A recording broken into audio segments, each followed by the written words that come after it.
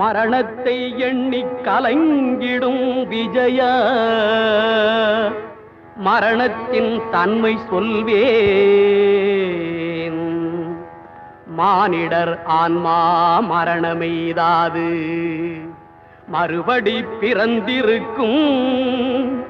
மேனியை கொல்வாய் மேனியை கொல்வாய் வீரத்தில் அதுவும் ஒன்று.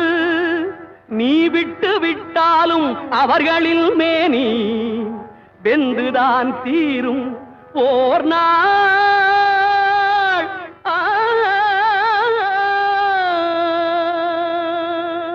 என்னை அறிந்தாய் எல்லா உயிரும் எனதென்றும் அறிந்து கொண்டாய்.